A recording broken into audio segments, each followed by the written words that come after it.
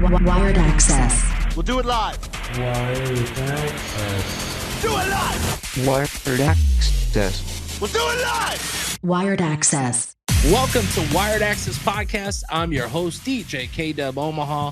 Make sure if you like this episode or any other, make sure to hit the subscribe below here on YouTube, hit the thumbs up, or if you're on our Twitter, go ahead and hit the repost or the quote.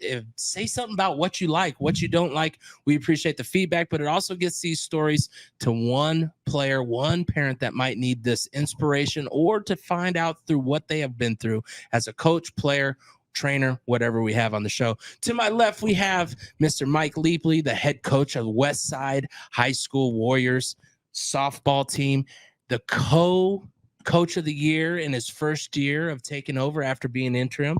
To his left, we have my man from Wired Training Center. Make sure to check them out, Brian Southworth. Welcome to the show, Mike. Hey, thanks for having me. Man, we go back to the car dealership. So this is a part of you that I had no idea was even a thing. I think I saw you play softball on a high select team or like do some travel with that. But now you're a coach and you're leading a team that obviously you have a lot of pride in. What all do you remember from when you first got into softball playing before you went to coaching? Yeah, it was slow pitch. That's where I met my wife originally, TJ, who was a former coach at Westside, who moved on to Briarcliff University. So we met at a slow pitch when I met you selling cars. And that's how I got all into this 10 years ago. Now, did you even think that this is what you wanted, or like what even turned there? Because I mean, being a player and going to coaching is not always an easy transition, especially if you start building, because you went to fast pitch, right, yourself? Yeah, we were slow pitch, mostly slow pitch. Yeah. So I played there for 4 or 5 years, and the game started getting a little faster, a little quicker. I'm getting older, they're getting younger. I was a pitcher at slow pitch. Balls are whizzing past your head. You're like, yeah, I had a mask on. Then one day, my wife showed up to slow pitch, like, hey, we have TJ Edis. She's going to be our substitute tonight, and she's going to be the coach. I'm like, who's TJ Edis? And they're like, you need to Google her. I'm like, nah, who is she? She's pretty good. She played at Oregon and played at Creighton. So I said, all right, cool. So I put her dead last in the lineup, not thinking who she was. So then she played third base. Good job, coach. Yeah, so she played third base, and we're playing corner. at a high level, co-ed softball.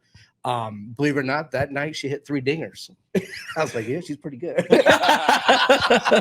So that's how I got into it. Let's say as months went on, she's like, hey, I played at a high level and I coached a select team at that time. She did. And she's like, if you want to start dating stuff, you might want to get on board or get out. I said, okay, well, there's a couple of things. I'm a big Bears fan. I know they're not good right now, but I said for 16 weeks out of the year, Sundays are my day, but I can support you in some softball if you can support my habit on a Sunday. And so one thing led to another. Then before you know it, within a year and a half of dating, I'm coaching with her at primetime softball. Then when things get more, then she gets hired on at Westside about 5 years ago. I'm the outfield coach, and that was all from there. Here you are today. Yeah. In front of us. Obviously, Brian, you know a lot of coaches that go through these transitions. You hear this story of someone, one, not knowing who a big-time player is, two, ended up finding his future, but also find a future in coaching. How does that help the industry and knowing that not everybody has to have a kid on the team? Not everybody has to have an investment that they started with at a young age.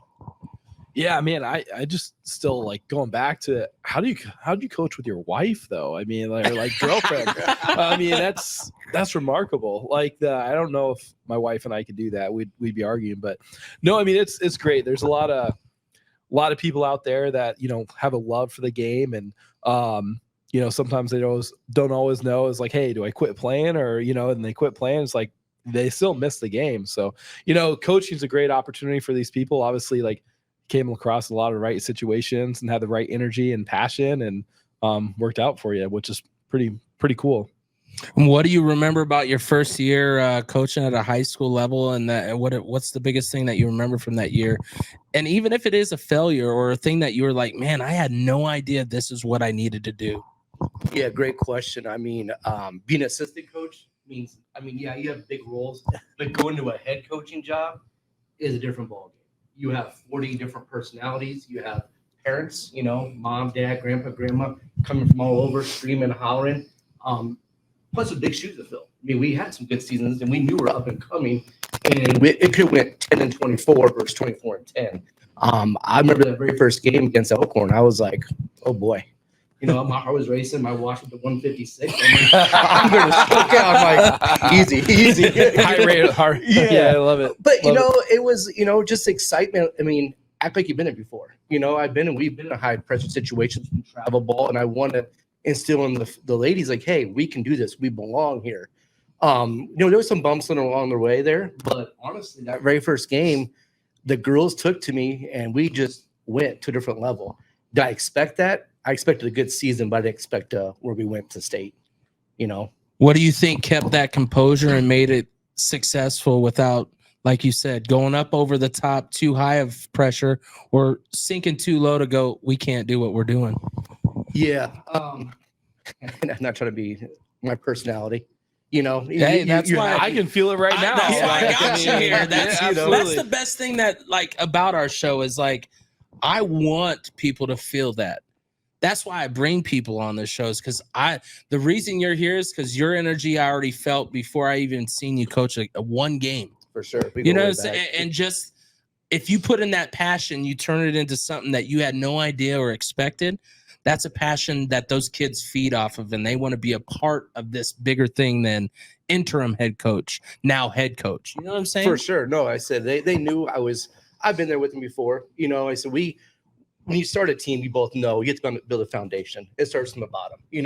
Westside was beaten down for so many years. When we first took over, we went 16-14. Then obviously COVID happened, and all of a sudden lose our head coach 2 weeks before the season started. We're all like, "Ooh, deep breath," But again, coaching with your wife, I knew what she expected. It was her team. She knew what she needed to do. I knew my role. Then when I took over, she said, "Here's the keys to the car, kid. Go drive." She went to Briarcliff. I mean, she didn't step in. I mean, people thought maybe she was behind me telling me what to do behind closed doors and stuff. It's not like that. That's different. Well, but here's the thing. What if it was? What does it matter? I mean, that's the strength that you guys have built over success. Yep. It isn't like you're going home and going, all right, we can't talk about the game. We can't talk softball. Why did you send her home there? Yeah. Those things go through. What did her college experience coaching break down to help you? Was there anything that she was experiencing that might have, just help even grow yourself? Yeah. Man, that's a good question. Just to see you feel her, I guess I think the word. She's always cool, calm, and collected. Nothing was too big for the moment. I mean, we've been in state championship games before. We've been in big games at travel ball, and just seeing her composure with the girls. We were kind of yin and the yang. She's a tough one. I was more the chill, laid back. Just kind of throw some dad jokes out there. And that's just, that's how I was. I just, I didn't take things very personally and very seriously sometimes. And when you flip that switch to head coach, you have to take things a bit more serious than being an assistant coach. So from her, just back like you've been before, that was my big thing. Well, and you said that switch that you had to turn. How do you do that? What's some of the things? Do you have to step away sometimes before you want to react or say something that you're normally used to? Or is it something that you feel like you're able to just live in that moment, make the reaction, the right reaction at the right time? Yeah, I mean, being an assistant coach, you can chirp a bit more. I think any parent that sees their players from the past, that I'm very passionate. I'll say some things. It's like, you both know, like in football, you get a flag for 15 yards. In basketball, you get a technical. In softball in high school, you get tossed. You're going to the AD's office. You're getting, tossed. It's paperwork quick. They don't want. Yeah, exactly. And I don't want that press, So it just, you just kind of like relax, take a deep breath. When you get to the field, the girls are going to feed off you or your teammates and things like that, even the coaches. For instance, I have two of the coaches, Joey and Don. Don's been coaching longer than I have. Then for me to take that position above him, he's my third base coach. I only do first base coach at all. Most head coaches do third base. Yeah. And I said, no, you've been doing this for so long. You're going to take that and you're going to run with it. I'm staying on first. You stay on third. Brian, when you're seeing coaches come through your program, this isn't something that's easy to talk about when experience, time on, oversees the fact that they picked him, or maybe he was the right person that even went for it. Not all 17-year coaches want that. Yeah. What does it mean when they're able to step back and work together in that instance? Yeah, I mean, there's really no place for ego when it comes to coaching. I really believe. I mean, you have to kind of, just like the players on the field. I mean, you have the certain people that fit in certain positions. I mean, you got certain coaches that kind of fit certain positions, and I mean, they're really just gonna rise together. If hey, he has experience, and it takes a good person to realize, like, hey, he's been doing this for years. Like, that's where he's going to be best fit. This is where I'm going to be a best fit, and we're going to be a better team from that. So, I mean, that shows why they are having the success they're having, right? Well, and of course, speaking of that success, it gets you co-coach of the year. What did that award mean to you? But what did it more mean to your team? And what was some of the things that the girls probably got just as excited as coach did when that came out? Honestly, I didn't expect it. Obviously Todd, he's a great coach at Papio, and there's other coach, Miller North. Those guys had a great season. I knew I would be in there. I kind of knew, but I didn't expect to be co-coach. It meant the world to me. It meant the passion. He said the passion I have, and the girls believing in me, and the parents. That was huge. Now the thing is, you can't be one and done. You have one good year, be coach of the year, and all of a sudden have a terrible year. Like, that was nothing. So that was awesome. Yeah, way to give us one. What can you do next year? Like I said, it could have been a lot worse. They could have said, no, we're not going to play for him. We miss the old coach. And for some reason, I think it was going into districts, something switched for us. I mean, we set the home run record at 46 this year for Westside. It was 26. So my first baseman, Kane Dumas, hit 12. The record before was 10. I had another girl named Bailey tied at 10. We are a young team, and I was just from a freshman to seniors, they all believed in it quick. I mean, they knew what we had coming, and I was like, we're coming. I'm not trying to be prime here, but we're coming, and we came. Then things got bigger and bigger. Then I think people started seeing, like, oh, Westside's here. And that's kind of cool. Well, I like that you said that we're not prime. How do you distinguish the different? How do you keep your kids knowing that right now is Westside and then this time is for your select? Because, of course, not every girl on your team's playing for prime. Yep. They're finding their own avenues. How do you keep those two things separated, but also the passion the same? Just what you're building, from the ground up. I said from a freshman pitcher to a senior. These seniors I knew from 4 years ago, they were freshmen. And they saw what was coming. We knew it was coming. It was just a matter of time. I knew 2 years ago during open camps, TJ and I and Dawn and Joy were like, we have something. And we wanted to be on the radar for as long as we could. Then we took some of the girls from Westside over to Primetime, our organization. They were playing at a BC level. You have to play at an A level. I'm not saying you have to, but you should play at a high level of softball to compete against Papio, Millards, the Gretnas. As you all know, you have to beat those guys to be the best. Well, and Brian, when it comes to select baseball, how do you determine and where do you want your kids when they get to be at the high school age? Are you hoping that early majors makes later major success, or do you feel like that's something you build with the team that you have? I think anytime you can play the highest level of competition you can is going to be beneficial, because the kids are only going to get better as it goes on. Even when they lose, remember that one.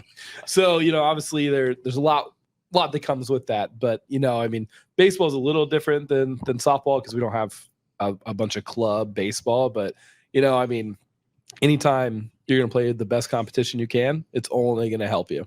Well, and speaking of some of the best competition with your prime team, what was some of those things that you took from like the Tulsa tournaments and the bigger tournaments that you were able to bring back to Westside and use with the girls that you have now? Yeah, getting to the championship games, the grind on a Saturday, Sunday. Let's say you're in bracket play, you lose the first game on Saturday. Well, Sunday you might play 5-6 games in a row, and we've been there, and you have to go through 2 or 3 pitchers. You might only have two or three pitchers. You don't know as playing baseball and stuff. The grind.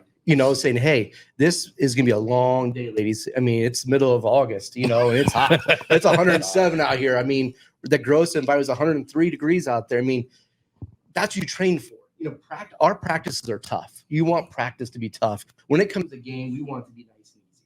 You're supposed to enjoy the game of softball, baseball, football. So when it comes to practice, the girls know, hey, this is going to be not war, but dogfight. We're gonna be practicing hard for an hour and a half. Well, and you're speaking of the competition. How do they know where they sit with you, and how do you push them to be harder for the next person to come up and show that they're a part of that possibility to be that starter? Sometimes kids get in their mind, I'm the only one. Yeah. Our philosophy is very simple. The best 9 play. Yeah, defense is great, but you have to score runs. Our best 9 will hit. They're hitting, they're playing. Sometimes you sacrifice some defense for that, but that's always been our mentality for the last 10 years of from prime time to Westside. The best 9 will hit, 9 or 10. We'll run with that. See, and that's harder, obviously, on the select side because it's hard for parents to understand what you're trying to build mentally in these kids. The want to win, the want to be better to get that position instead of, well, my kid's not playing. My kid's not batting every time.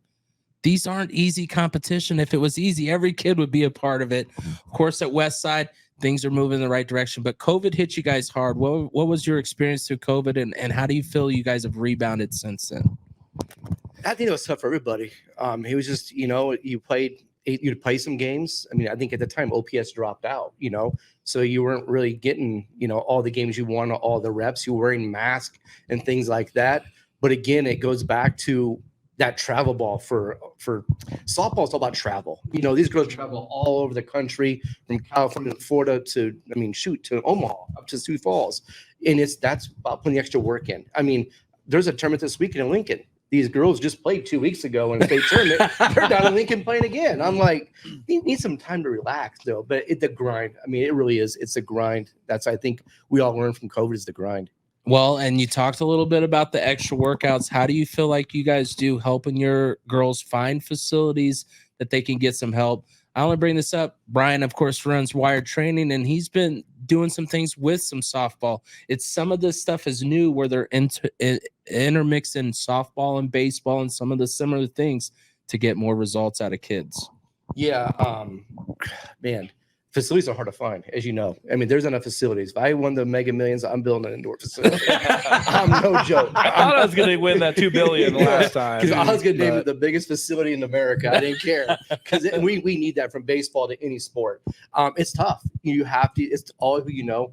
We have a parent right now on our team that is doing some help with the girls, doing some strength and agility. This offseason, we're working on speed. I want to get faster. Obviously, we're strong enough, but I want to get more quicker on the base pads. There's this virtuality thing that the Oculus has. I can't think of it. When reality. Thank you. Yep. A lot of people are doing that right now. So then another thing too is I don't know if I could do that, man. It trains your mind. It's crazy. It's pretty cool. Yeah, it's good. All right, I'm gonna have to check it out. You see like tennis balls coming at you, you're catching them and hitting with that paddle thing. I mean, it's crazy, but they say it works. So we have 6 of them on our softball program that the girls do wear and stuff like that for training. Well, and of course, Westside is different than most districts. What is it like to keep girls, get girls, and not have them want to go elsewhere? Yeah, I mean, we're an open district, which is great. All the girls we have in our team right now are all Westside district. Most of them are. It's tough. I mean, because obviously everyone wants to go to a winning program. We weren't winning for a while. We weren't getting girls to come to our team. Now people are like, hey, Westside's open district. They're 24-10. They're winning. Sure, you want to get better, but again, I don't want to take away from girls who put the grind in the last 4 years. Don't take offense to this from somebody, let's say, come from a different district. Just walk in and says, I got the starting second baseman position. No, I'm not playing that game. I want my girls to work for that. They deserve it. They put the time, effort in the last 4 years. Brian, time, effort, all that matters to you guys. How does that go even at a younger age for these kids? And how important is it for younger coaches to be the ones to kind of set that tone? Because it's not easy being a father with kids on the team compared to a guy who doesn't have a single kid. You have a daughter? Yeah. Okay. Yep. I thought you do. The young one, right? Yep. She's 16. She lives in Lincoln. Then Landon from my first marriage. Then we have Dominic. He's, our next upcoming great one, hopefully. That's my retirement plan, hopefully. But yeah, Brian, what is it like, obviously, keeping these kids interested and knowing that they got to earn it even if they go to a different program or stay with yours? Yeah, I love that. I mean, it's high school sports has got a little bit too much about recruiting. And I think there's definitely a value of learning, hey, I'm in the school district, I need to compete for the spot against the girls that are here, and be able to control that, and work hard and learn from that, compared to, let's just go pick this person, and that really doesn't establish a great culture sometimes. It might work one year, but the more you do that, then the girls are going to stop seeing a path to contribute and play for that program. So I really respect that. Thank you. Stance that you take there. I like what you said though. There, you said something very important to me that sticks out, and it's the girls in your program, developing them. When you see a girl that you develop and help get to that next level and that college decision, compared to a kid that's already developed from someone else. And don't get me wrong, because these kids have to get other knowledge. Sure. But it's a little more pride for the program. It's a little more culture based for the program, for these girls to understand. I was a freshman for Coach Leapley. Now I'm a senior, and here's where I am. Compared to just coming in junior year and going, okay, the last years I've been awesome. Yeah.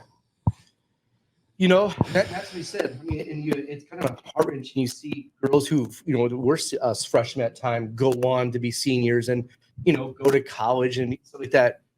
For instance, like our primetime program, and of all the years of coaching there, only 4 girls didn't go on to play college. They all became nurses or doctors. So they're all going on to see their paths. We're getting invitations to wedding now. You're like, Dude. What? Yeah, and you're having kids. But it's just cool to see, even as a coach now, senior kids get recruited for all the hard work they put in the last 4 years. A lot of girls sometimes just give up because, let's say, for instance, we had a girl in our program a couple years ago who got cut, came back next year, made the darn team. That just shows you the grit we have over there, the fight we have. Like I said, I'll go back from day one. They all could have said, no, we're done. We're out of here. But we fought and fought and fought. And that's what we instilled in that program. It's like, we're not giving up. We might get our butts kicked by these other programs, but eventually we're going to get them. Well, we had last week, we had, as you brought up, Coach Todd Peterson from the Monarchs. Coach. He talks about the recruiting and how important it is. Going from assistant to head coach, what was the biggest challenge that you've seen that you have to help with recruiting? And what's one of the things that really opened your eyes and you're like, I got a handle on that part of the recruiting process for your kids? Developing what you have. Develop the talent you have now. I hate to say it, but you don't know what's going to happen with OPS schools. You hear the rumors and stuff like that. Greta maybe go Class B. You hear some OPS schools might be joining forces, and there is some good talent there, and it's really tough. I think, honestly, Kendall, is not to believe in all the hoopla what's out there and get, some of the parents want to believe in. Yeah, I don't. The magic stone. Yeah. If I rub this, my kid's gonna get. Go there. Yeah, and it doesn't happen that way. We just don't roll like that, and nothing's given to any of us. We all know that tomorrow it could be over. We all know that, and so we told the girls, it's play by play. Let's just move on. We're fine. But to develop the talent and stuff, they have to believe in you. If you say, like, go get that ground ball, and they're like, why am I doing it that way? You're going to lose a girl or a player that quick. You have to tell them what you're doing so they believe in what you're doing.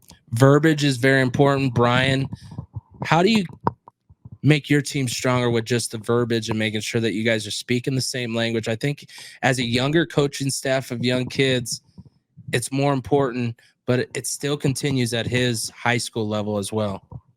Yeah, I think it comes down, and he kind of already spoke about it, but, trust and relationships, right? I think that's a part of it. They got to trust and believe in what you're saying and believe in you, and you have the best interest in them as a person and a player, right? Then the second would be getting results. And I think, if you can, show these players, like, hey, like, we do this, it's going to lead to this. And I think, reading kind of between the lines, so you build a lot of trust.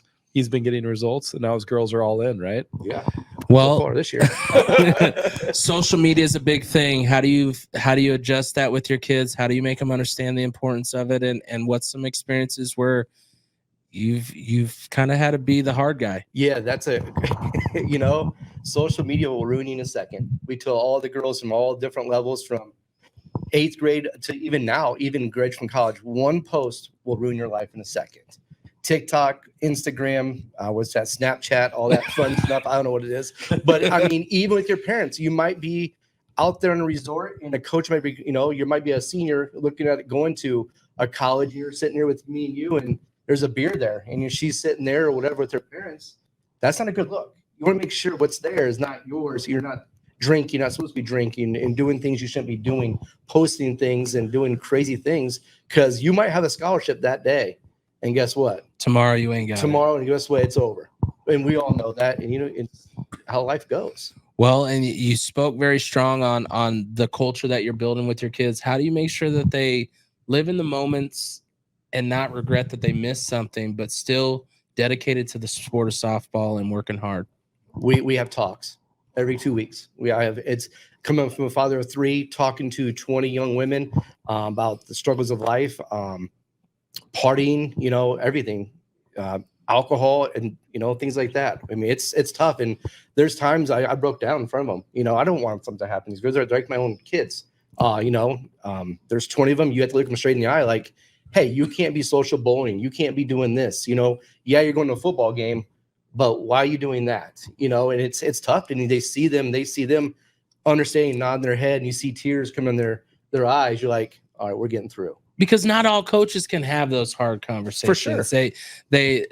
They sometimes want it to just be shaded and gone. But if you don't fix those in your program will never end up where you want it to be. From beginning to end of the season, what do you think is the biggest strength that you guys grew together as a coaching staff to show that next year is going to be where you're at now, if not stronger? Just what I said, we're a family. I mean, you can use that word. It's kind of cliche. We're a family. No, that's how we break it down. That every time. 1, 2, 3, family. That's what it is. That's what you instill. It's a family. For those from August until October, you're with those kids every single day. You see the parents night in, night out. Yeah, you make some tough decisions as a coach, and you see the parents come like, why'd you do that? Or that's a great game, coach. They 1 minute they're giving the biggest hug in the world. Next minute they're choking, they're avoiding you. Yeah, you're like, what'd you do there, coach? Yeah. I mean, that's our biggest thing. It's always about family, and sometimes you have those tough decisions with your kids, like, why'd you do that in school today? Why did you have to have those one-on-ones? And that's what we instill with them. What is your connection with the school? How do you, because you're not a teacher, right? Yeah. And in the district, you're not in the school all the time. How do you stay connected as a coach? Yeah. Emails. I mean, I check grades. They know I'm in there. I check in with them. Like right now we're out of season. We have our end of the year banquet coming up. You still check in. Hey, how are things going? I mean, again, you have a group chat. I think it's a group chat. They call it now. You sit there, hey, how's things going? You're still communicating with them. And a lot of the girls now are going on a club ball and stuff. Hey, have a great year. I'll see you in a couple weeks. Maybe down in Lincoln, some girls have there, and you want to poke your head in there. I mean, they supported you for the whole season. You want to go support them too. How do you separate all this softball stuff and your family? Oh man, especially with the way that, from what you've said about your wife and how that's her life. That's everything. She's traveling up to the Briarcliff almost every day, hour and a half up. We're not moving. There's no time. We have a son who's 7. I mean, I picked him up at school at 2:30 today. He has baseball, he has flag football. I mean, again, family's first. I told the girls that too. Family comes first. Something comes up, family reunion, you can't make a game, or gosh forbid something happens to grandpa and grandma, go take care of that. But our mentality is always family first, and the kids know what mom and dad are doing. We're not out here not doing it for the fun of it. We're doing it, it's a job. I like that you brought up mom and dad know what you're doing. Brian, how do you distinguish with your parents at a young age of how important and the parents' involvement in taking the kid to practice is? The conversations after games, those moments that these parents can either take and enjoy, or they can overbear. Yeah, I mean, gosh, you see a lot of kids that, they're getting in the cars like, man, I feel bad for them right now. Like, that's not going to go well. But, I mean, you can use like anything with sports. I mean, there's so many life lessons you can take from it and learn from it and apply that is going to make them successful way later in life than anything through baseball or softball. So it's a part of it. And I think the coaches and my kids are kind of like that. They just kind of grow up around the sport. Like, I bet your son spent a lot of time at softball practice with you this year. He does. And he does. I mean, he has his own catcher gear at home. We're throwing catchers live in the bullpen in the house. We're playing football in the house. I mean, it's freezing out cold. I mean, we're throwing footballs. I mean, he knows. My other 2 kids, I mean, my daughter, she doesn't play in sports. She's not competitive 1 ounce at all, like me and my other 2 boys. It just becomes a way of life. It is. And she comes and she's our biggest cheerleader. She'll come there and scream and holler, go dad and stuff. And the kids come to the game. It's cool. It's a whole family. You said you're brought up in it. I mean, we've been together 10 years. He's 7 now. Well, So the and- girls all know him. Yeah, I mean the relationships you see from like players to coaches, kids too. Like, Oh, it's amazing. man, it's one of the best things. Like seeing it, it's like, you know, I don't think people necessarily understand it that are outside of it, but the relationships my kids have with like the players I've coached is second to none. I mean, they got Hands down. a whole bunch of big brothers that teach them bad things as well as a lot of good things, right? Yep. So it's Well, like, where did you learn that? She's like, oh, this player. I'm like, we're gonna have to have a conversation with him. Yeah, I mean, No. there's some girls that even watch Dominic. They've watched him. You know, we went out and had a date night. You know, sometimes you need those nice date night. You're like, Yep. hey, like we can watch him coach, go have fun, go to 2-hour movie. You know, we'll take care of him. So that's kind of cool to see that. Wow, you know, you have people you coach, like we'll watch him. Yeah, once you gain that title of coach after player, what's the biggest thing that you've taken away from that and being able to know that you played your time, but now it's your time to pass on to others? Just the passion, man. I mean, that's a good question. That's tough. Give me a minute on that one. You know, I think we have. I mean, we have girls that, you know, actually, here's this one for you right here. This is cool. So at Westside, in even our primetime organization, this is fun. It's a great story.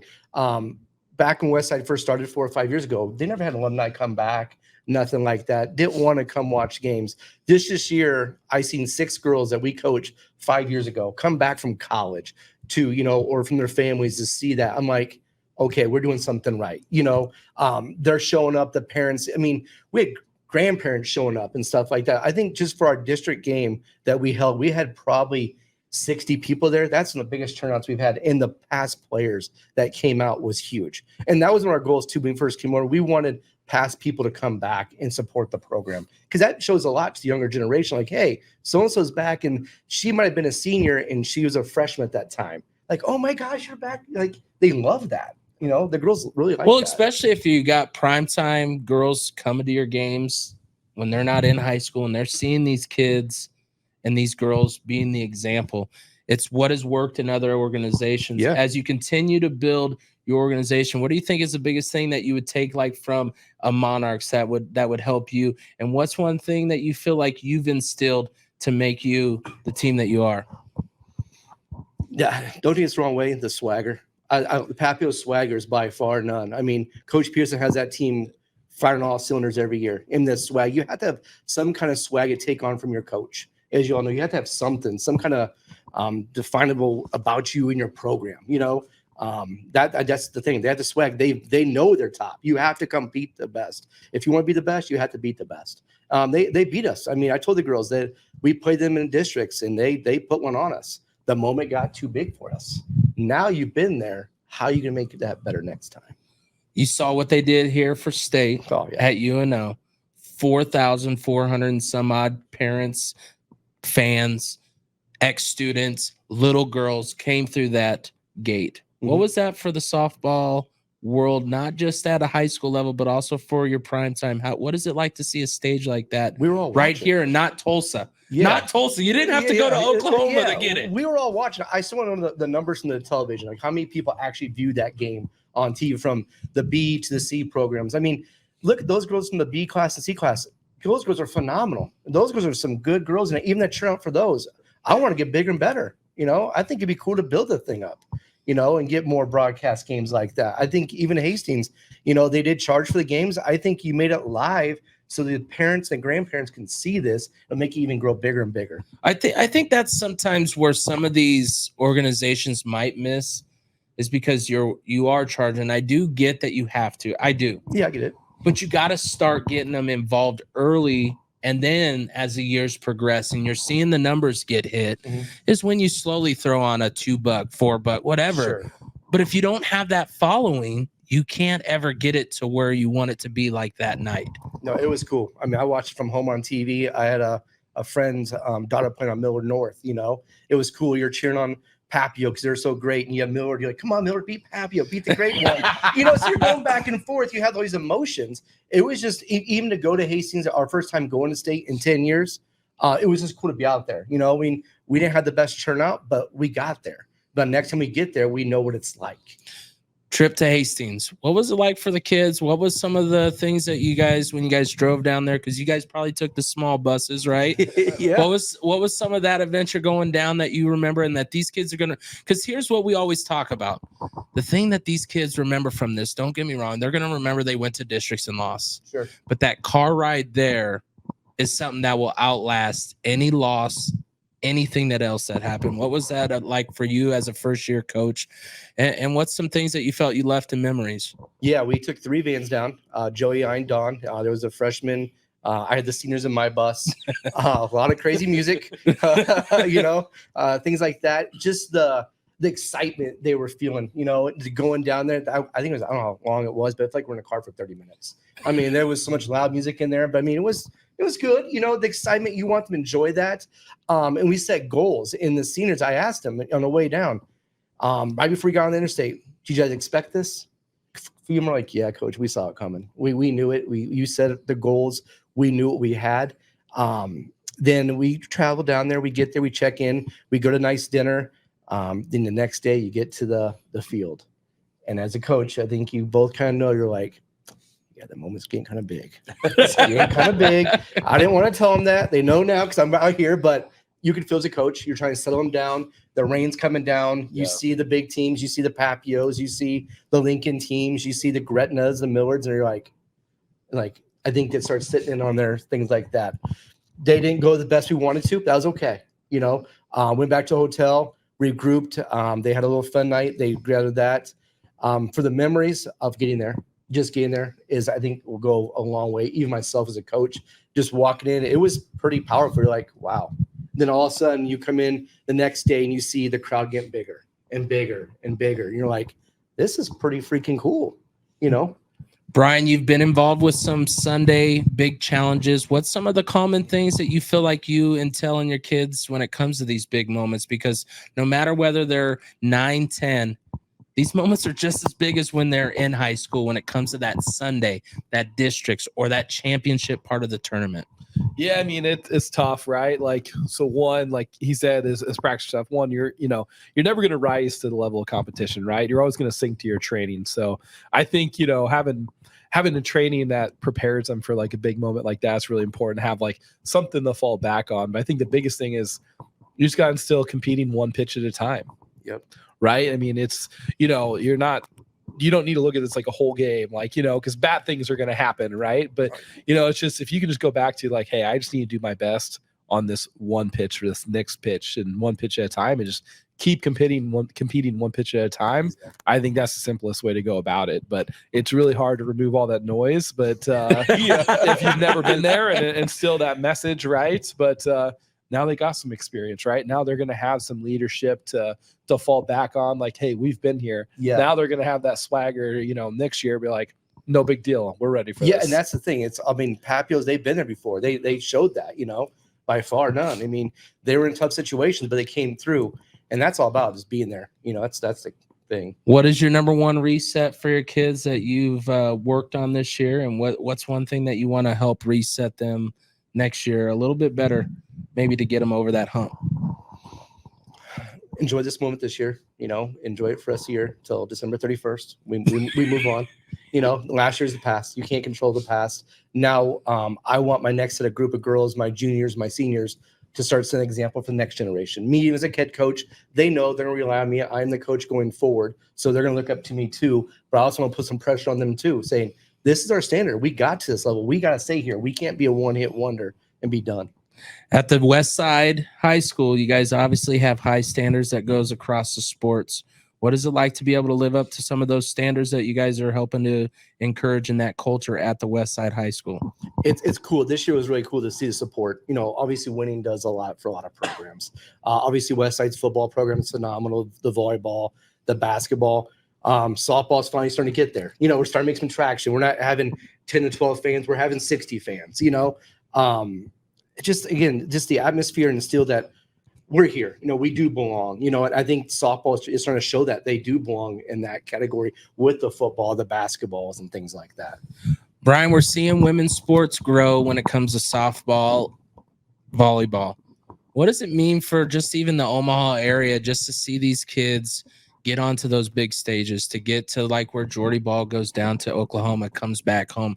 How do those all impact, and how is it really raising the bar, I think, for women's sports? I mean, the women's sports are just killing it, in the state of Nebraska lately. they are. I mean, there's so many opportunities being created that didn't exist, 5-10 years ago for a lot of these girls. And there's just so much more recognition. And it's awesome. I mean, and it's hard to, like, we were talking to Todd last week, like, there's a bunch of good coaches like in the metro area for softball, and it's just raising the level of competition. And like, you're stepping back, it's like, man, like, how do I get better? Because everyone else is getting better. So I don't know. It's just created a bunch of opportunities for girls, and, hopefully they can get some school paid for and, take advantage of those educational opportunities they're getting as well. And that's the nice thing about it too. There's so many different colleges, former players that were in high school or, that are now coaching at different levels, like, at Peru or up at Briarcliff, Doane. There's coaches that were players at one time that you can go D1. That's great to be D1, but it's okay to go NIA, D1, D2,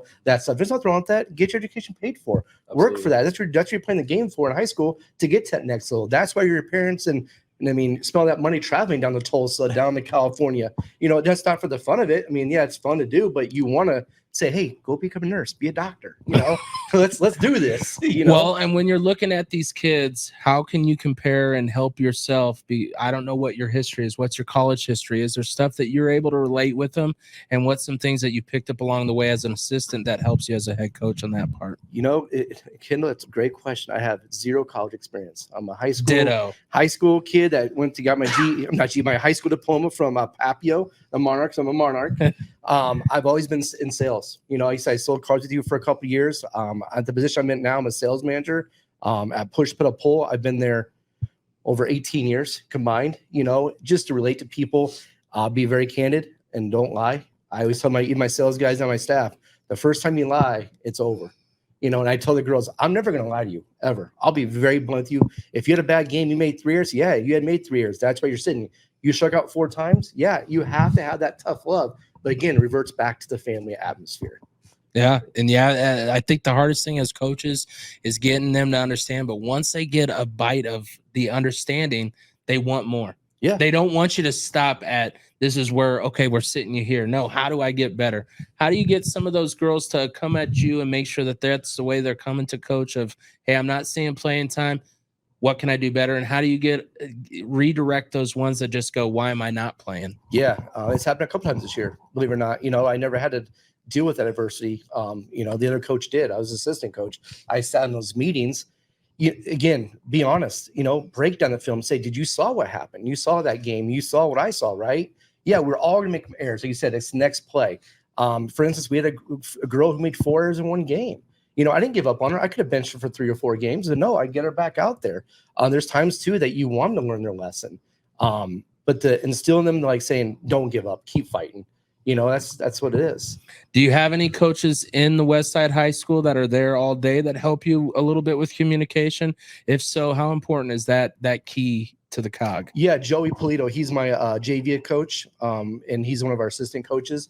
He works with the special ed kids there and stuff. And so he's on the ground, feeling out, seeing things. He tells me things, not narking people out, but hey, so-and-so's grades are doing this, or this girl looks like she's, having a bad day, then you could pull them to the side and say, hey, what's going on today? Okay. And girls are very emotional. They'll tell you how it is real quick. And you can talk to them. I have a daughter, she's 16, and I ask them all the time, like, hey, I have a 16-year-old daughter. What's going on? And she has a boyfriend, I want to know. And I think they can relate with that because I have a daughter and there's, 40 of them out there. And so I'm trying to just balance. It's tough, because again, this year, you have 40 girls coming at you like, hey, like you said, I'm not playing. What happened? You're like, oh boy. Brian, making those redirections with your athletes. Of course, you're not in a school. You're having kids from one school, the other school. The influences you control is very slim compared to a high school, but even then it's still challenging. What are those experiences like, and how do you redirect some of that? Yeah, I think it's tough. I think a big thing is going to be controlling what you can control, right? When it comes down to it, you can't control a coach deciding to play you or not, right? But if you go all in on the things you can control, like, hey, I'm not doing very good defensively, that's why I'm not playing. How do I get better in that area? And then I'm going to, work myself back in. You just got to go all in on things you can control and stop worrying about the things you can't control. Well, next year is a new year number 2 for Mike Leapley. You obviously didn't see this is where you were going to be at this stage of your life. what's the next step for you, and what do you feel like is going to be the biggest struggle that you might have now that the expectation's set? The expectation to do it again, to repeat, because if you don't get back to there, it's like a failure, You don't want to be that one-hit wonder, like, playing a song like, oh, that's 20 years ago. Good job. Sweet. Kendall took down my episode because I just Thanks, Kendall. It's cool thing is, like I said, you don't want to revert back to the failures. We're gonna have failures and stuff like that, but seeing where we're at now, getting us recognized like what you're doing here for Nebraska sports and stuff is cool. That means you're doing something right. That was cool for you reaching out, asking that to get co-coach of the year. I thought was cool. It was not cool as like, yeah, I did it. I said I didn't go to college. I got my, I graduated high school and moved on, became into sales. I mean, it was like, oh, great, you're in sales. That's slimy business, now you're a head coach, but it kind of relates. You have to talk to people, you have to be very personable. You have to have the passion to do it. And it's not for everybody. And I think coaching, as you well know, it's a tough gig. It's not easy. See, and that was always my hardest thing when people are like, you sell cars? I'm like, yeah, but like, I'm telling you everything I know. Yeah. What I don't know is what I don't know. Like, but you're still thinking I could show you the paper right in front of you. Yeah. With every number to the T, and you're still thinking numbers don't lie. The numbers don't lie, just like the film. Coaching on a whole different level. Of course, I coached at a high school level with football. I coached on a younger age for football, basketball. When you're making these relationships and you hear the word coach from the years prior, what does those moments mean to you? Kind of chokes you up a little bit. And I'm not gonna lie, it's like, wow, like I said, being a coach is different. I mean, somebody say, hey, Coach Mike. Sometimes I don't want to be called coach. I just want to be Mike. And I'm like off season, like even like we're doing, hey, coach. No, it's Mike. It's fine. I just don't. It's a title. It's nothing. But once you get it, man, you can't lose it, and you won't. I mean, I have players that of course I own the lawn company, and I have football players that'll be like, hey, coach, I need a couple extra bucks. Can you help me out? Like, no matter how hard you try, or you're like you said, you're an adult now. I want to make sure that we're on an adult level. They can't get past that. No. It's tough. I mean, even this year, like you want to give them the world. Like like they're your own kids. You want to give them what they, like the swag they want, the jerseys, the stuff. Like I'm already working on getting JV uniforms next year. We started a great fundraising program this year, just to give back and say, you know what, he just wasn't a coach. He was a good person. He gave us everything they could. They started from the bottom, and they gave it all back they could to us. You brought up swag, Brian. What is it like when all these different style uniforms you see? Kids just want it. Like, kids will go to Oregon just to get their big duffel bag. Like, yes, that's all. I think in this Nebraska and what we embrace here, it's hard for some parents to understand that importance. I mean, that's how I ended up winning my thing for Top Fan Show, is just simply talking about black jerseys. Why? Because I coached at Omaha South, and I knew how much, once those kids got the black jerseys, how much mental change you can do. You're obviously going through that with both of you guys with programs where you're constantly working on those little mental things. What does the swag mean, and the gear that they get, the stuff that you have to come up with as a coach? Yeah, I mean, I think that's tough. I mean, that is absolutely very high on the totem pole for like kids, what they're wearing, what they look like. I mean, it's look good, play good. Absolutely. It's like, I mean, so if you talk to a high school kid, sometimes they're like, should I take more ground balls, or should I go to the store and buy more swag? I mean, it might be swag, and you might get better results from them just looking good than spending more time practicing. Or a 4-hour bat, right? or a new glove. I'm like, hey, coach, look at this new glove. Like, look at the tape they put on. I'm like, you didn't need pink tape. Just hit the ball with the bat. It's fine. I mean, it's all with that swag. It's about that look, that persona. They want to look good. They want to feel like they belong. And that's, some of these poor teams have these beat up jerseys. Like, I'm not trying. We just got new jerseys for the first time a couple years ago, and and they loved it. Like, oh, now JV, they got the hand-me-downs from varsity. No, now you're getting new jerseys this year. We're getting brand new. How do you think they feel now? Like they're important, yes, and they want to be a part of that next step. Absolutely. You got your first incoming freshman class. When does the meeting start? When does that all start for you? And how much in the middle schools are you looking to talk to these kids? Yeah, we have a feeder program, the Westside Warriors, they're probably after our banquet. Our banquet's November 7th. Some of the girls right now or just starting to do off-season conditioning and stuff like that. We'll start talking to them probably in January, stuff like that. I want to get them in the weight room. Like I talked about earlier, I want to increase our speed. I want to be fast on the base pass. Obviously we can hit bombs, but that doesn't mean nothing. You got to get on base though too. Got to get around the bases, right? But yeah, it starts after November next week. I'll start getting on it. I've already got a couple of emails from 8th graders and stuff. We have a nice couple 8th graders coming in, be freshmen. They're going to be probably battling for a spot on the varsity roster. Well, and you talk about just the when is the downtime? How do you adjust the downtime? There is no downtime. Yeah, when is the downtime? There is no downtime for softball. It's I don't think there's another sport that can compare. Maybe volleyball's close. Yeah. But I mean, these girls are playing softball from March to November, the first week in November. I mean, they're still playing, like he said. So it's tough. There really is no downtime, which I don't know if that's a good thing or bad thing in the grand scheme of things, because there's not a ton of time to always like get better. Like, hey, like I struggled with this last year. I need to fix this off season because there really isn't an off season, truthfully. So it's tough. But you need at least a good month to get away. I mean, I just wish like these tournaments, they just got done playing. I wish they would just kind of take a break. Nothing going on, kind of a dead month and a half. Let them just be kids and stuff and just traveling down there. I mean, yeah, it's great to get some reps. Some of the travel coaches are excited to see the kids, that were in high school. They want to see what they have for the upcoming season. But again, they are kids. There's times you burn that poor girl out. Guess what? She gives up. Doesn't want to do it no more. I'll get you out of here on this last two things that are really hitting high school sports. It's not a transfer portal, but it is transferring. There's no portal for it. How do you control and make sure that these kids understand that not every coach is for everybody and you totally understand and respect their decision? But then how do you also turn that around and let them know that this battle here might be the most important battle that you need to go through? Yeah, I mean, being a first-year coach, I've never experienced it. So I'm going to experience it here in probably the next 4 or 5 months, school getting out. I think it's a 90-day window. May 1st, you have to enroll to be there. I said there's a couple girls interested. I think they know that's at stake. But here's the thing. It's hard and easy because the girls that do come in, they know some of the girls and stuff like that. They tell them how the coach is, things like that. That makes sense. I mean, I don't ever have a great answer for you. It's just a continuance of wanting to keep your girls, but you're not looking to hold them back. And I think as you're growing through that process, you're making sure they understand how important it is to you. You want the kids that want to be there. Yes. That is the atmosphere that you've set. That's the culture that you've raised through this time. And obviously going to year 2, you got some big challenges ahead to get back to where you were. But you also have a great coaching staff to help you through.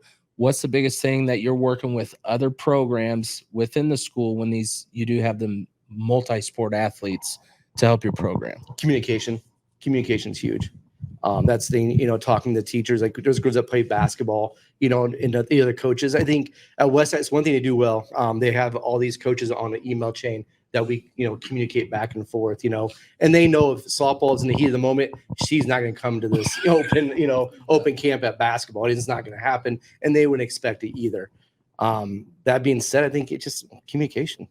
Well, I greatly appreciate co-coach of the year, Mike Leapley of Westside Warriors, coming in year 1, going into year 2 after interim to head coach. He'll be on the sidelines this next year, just doing what he does in the dugout and first base. Once again, it's a Hurrdat's production of Wired Axcess Podcast. Yeah, I'm your host, DJ K-Dub Omaha. If you like this episode or you like any episode, make sure to hit the subscribe down below. Hit the thumbs up. If you see this on Twitter, go ahead and share, repost, whatever you want to do. But we appreciate you guys tuning in, and we'll see you next time. My guy over there, Brian Southworth of Wired Training Center. See ya.